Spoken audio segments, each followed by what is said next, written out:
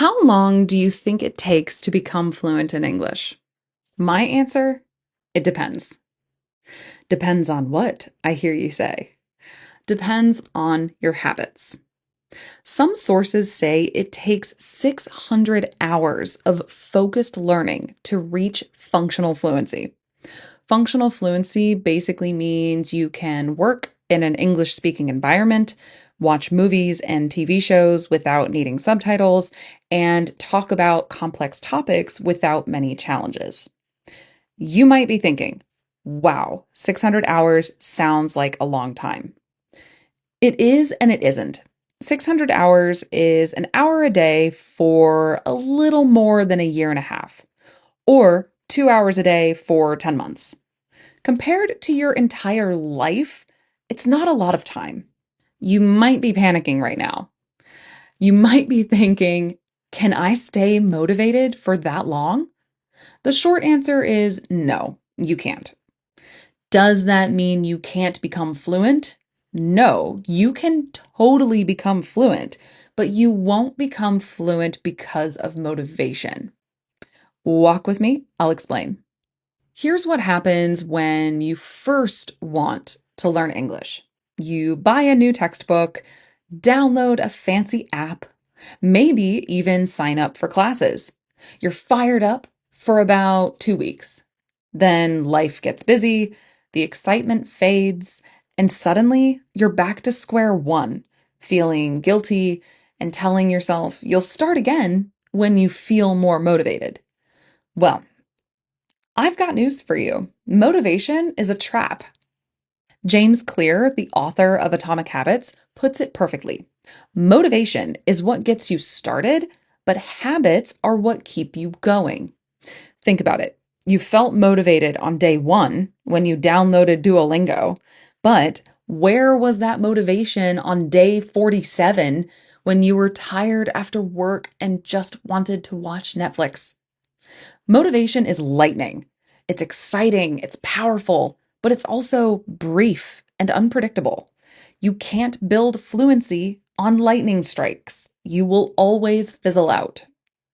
We all have finite energy, and our lives are busy. We have work, family, friends, children, travel, etc., etc. Where are we supposed to find the time to become fluent in English? Because we don't have infinite energy, we need to be smart about this. Think about brushing your teeth. You don't wake up every morning feeling motivated to brush your teeth, right? You just do it. It's automatic, it's a habit. And that's exactly what your language practice needs to become. Anne-Laure Lecomte is the author of Tiny Experiments. She writes about learning, and she has this beautiful way of explaining it. You are the architect of your learning, not a passenger waiting for inspiration to arrive. An architect, by the way, is someone who designs structures like houses and buildings. If you want to learn more about the vocabulary and expressions I'm using in this episode, you can find definitions and example sentences in the transcript. Link in the description. That word architect really matters here. An architect doesn't wait around hoping a building will magically appear. They design it, they create blueprints, they make deliberate choices about structure and foundation. That's you. You're not a passenger in your language learning journey. You're the architect. And waiting for motivation, that's passenger thinking. We're going to focus on making language learning automatic, and we're not going to build this on motivation or willpower. We're going to build good habits. Here's an example of a poorly designed habit. Study more or practice every day. What's the habit of brushing your teeth? I brush my teeth for 2 minutes every morning immediately after I wake up. The difference between these two habits is specificity, meaning how specific they are. The more specific, the better. So let's get specific. I mentioned James Clear before. James Clear is the author of Atomic Habits, a massively popular global best-selling book about how small changes can create big results. And he talks about how to do this with 4 laws or rules. We're going to review those 4 laws today and apply them to your goal of becoming fluent in English. The first law of behavior change, according to James Clear, is make it obvious. If you want to build a new habit, you need to make the cues impossible to miss. What do I mean by cue? A cue is something that starts something else, usually an action. But a cue can start or trigger many things, like thoughts and feelings, for example. One of the best tools for this is something called habit stacking. The idea is simple. You take a habit you already have, something you do every single day without thinking, and you stack your new language habit right on top of it. The formula looks like this. After I, existing habit, I will, new habit. For example, after I pour my morning coffee, I will review 5 flashcards. Or after I sit down at my desk, I will read 1 paragraph in English. Or after I finish lunch, I will listen to a 2-minute English podcast clip. The key is to be specific, not I'll study in the morning. That's too vague. You need to attach it to a specific cue that already happens in your life. Because that cue, the coffee, the desk, the lunch, becomes your trigger. It reminds you to practice without requiring any willpower or memory. Another great way to do this is to let your environment work for you. You want to set up your physical space so that practicing English is inevitable. Here are some examples.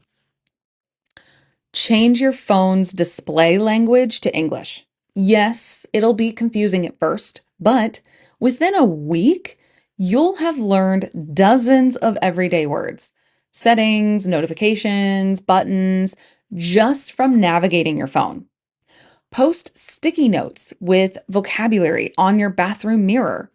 Keep a grammar book on your coffee table instead of hidden on a shelf.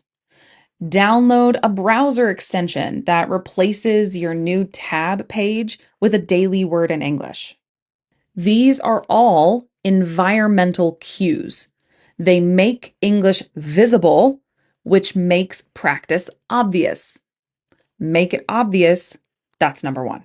The second law is make it attractive, because let's be honest, if studying feels like a chore, you're not going to do it. You need to find ways to make language practice something you actually look forward to. One powerful strategy is called temptation bundling. This means pairing something you need to do with something you want to do. Here's an example. Let's say you love watching a particular TV show. New rule, you can only watch that show in English. No subtitles in your native language, either English subtitles or no subtitles at all.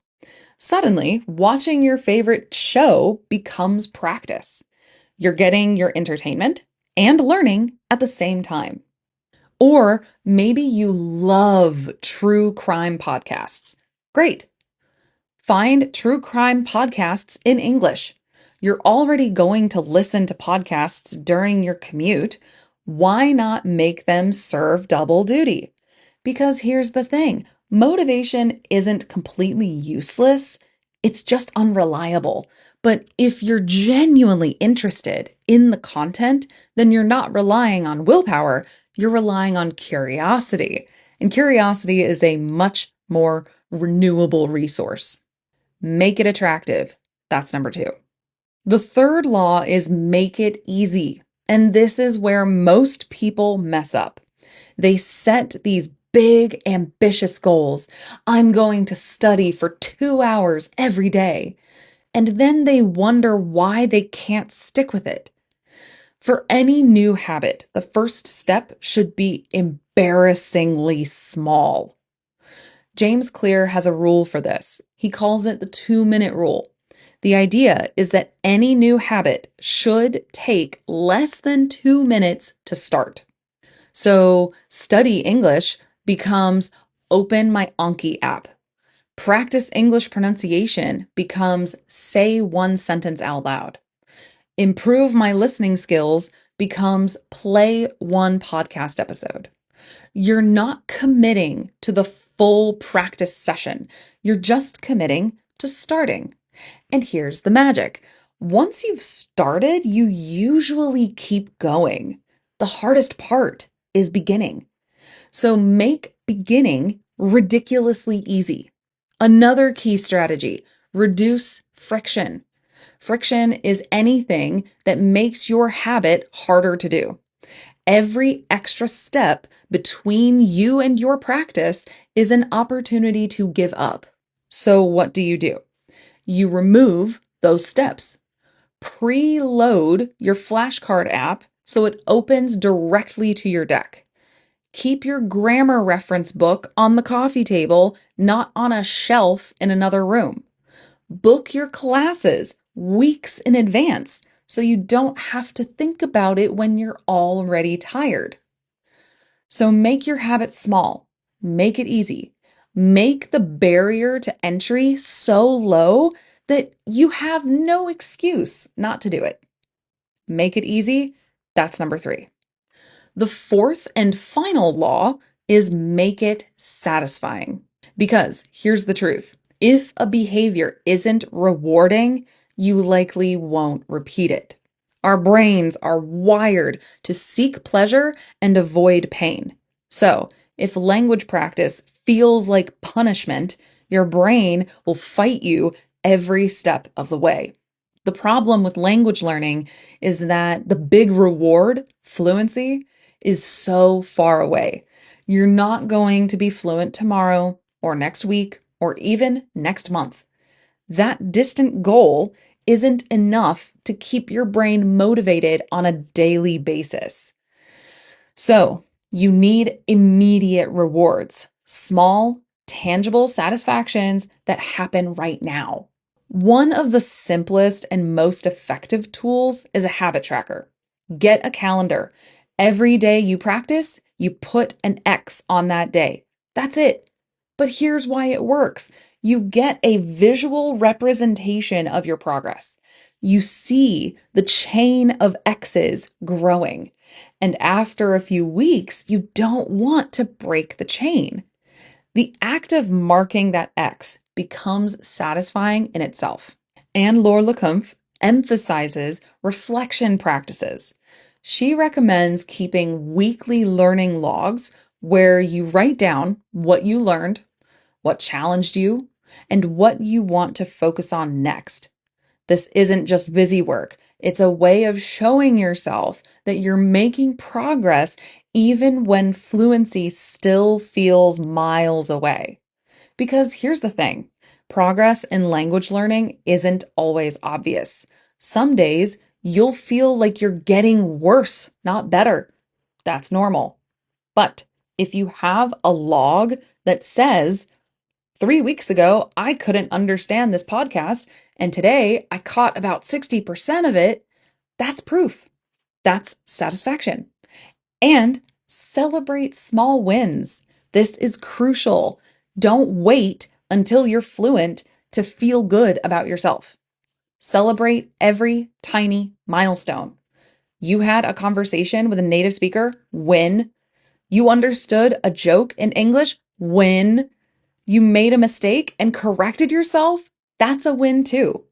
The more satisfied you feel with your practice, the more likely you are to keep doing it. And the more you keep doing it, the closer you get to fluency. Make it satisfying. That's number 4. So there you have it. The 4 pillars of language learning habits. Make it obvious, make it attractive, make it easy, make it satisfying. These aren't just nice ideas. They're the architecture of behavior change.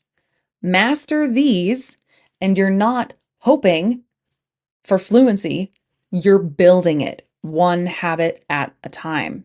Here's the big idea. The big thing I want you to remember long after this episode ends. Motivation is a spark, but habits are the fuel system. You don't need to feel inspired every day. You need to build a system where learning happens whether you're inspired or not. Some days you'll wake up excited to practice. Great. Other days you'll wake up tired, stressed, frustrated, and not remotely interested in conjugating verbs. Also great, because your system doesn't care how you feel. Your habits run on autopilot. That's the secret. That's the difference between people who start learning languages and people who actually become fluent. It's not talent, it's not some magical passion that never fades, it's systems. So here's your challenge, and I really want you to take this seriously. Pick one habit from today's episode and implement it tomorrow. Not 3 habits, not 5, 1. Maybe it's habit stacking. After I brush my teeth, I will review 5 flashcards. Maybe it's changing something in your environment. I will change my phone's language to English tonight. Maybe it's temptation bundling. I will only watch my favorite show in English from now on. One habit, that's it. Because one habit that sticks is infinitely more valuable than 10 habits that last 3 days. Build that one habit until it's automatic. Then, in a few weeks, add another one, then another one. That's how you build a system. Slowly, patiently, deliberately. Build the system, fluency will follow. All right, that's it for today's episode. I want to hear from you. What's one habit you're going to implement after listening to this? Let me know, because I love seeing what resonates with people. And if you found this helpful, share it with someone who's learning a language, because we're all in this together, one habit at a time. Keep learning, keep building, and remember, you're not trying to become fluent. You're building a system that makes fluency inevitable. Until next time, bye.